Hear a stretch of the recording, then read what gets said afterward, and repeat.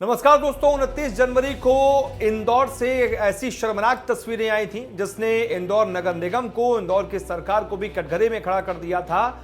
और शर्मनाक तस्वीरें पूरे देश ने देखी थी, जिसमें हमने देखा कि कई सारे बुजुर्गों को एक तरीके से जानवरों की तरह ट्रकों में भरकर इंदौर शहर से बाहर शिप्रा के पास छोड़ने की कुछ तस्वीरें वायरल हुई थी। आरोप लगा था निगम कर्मचारियों पर कि उन्होंने इस अमानवीय घटना को अंजाम दिया है, इस कुकृत्य को अंजाम दिया है। और उसके बाद पूरे देश भर से इन शर्मनाक तस्वीरों पर रिएक्शंस आ रहे थे। लोग सरकार पर भी सवाल खड़े कर रहे थे, साथ ही साथ निगम पर भी लगातार सवाल खड़े हो रहे थे। फिर मुख्यमंत्री शिवराज सिंह चौहान ने इस मामले में संज्ञान भी लिया था और निगम के उपायुक्त को निलंबित भी किया था, साथ ही साथ मामले की जांच के आदेश भी दिए थे। फिर 1 तारीख से इस मामले में जांच शुरू हुई थी।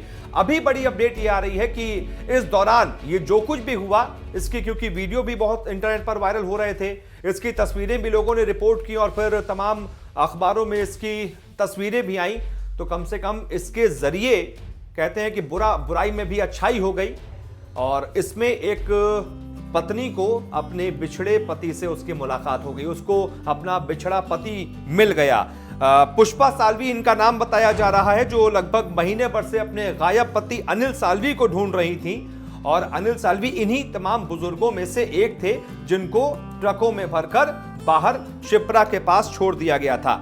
जब पुष्पा साल्वी ने यहां पर देखा फोटोज के जरिए, वीडियोस के जरिए कि उनके पति उसमें हैं, तो फिर उन्होंने इस बारे में जांच करने की कोशिश की, थोड़ा इधर उधर फोन किया कि इसमें तो मेरे पति भी हैं। फिर शनिवार को बताया जा रहा है कि एक अनजान व्यक्ति ने पुष्पा जी को फोन किया था और बताया था कि आपके पति जो है वो बाईपास के पास निपानिया के आसपास सड़क पर बैठे हैं। तुरंत पुष्पा जो है ऑटो रिक्शा से वहां पर पहुंची तो उनके पति अनिल वहां पर मिल गए और उनके साथ साथ लगभग 5 से 7 बुजुर्ग और वहां पर बैठे हुए थे।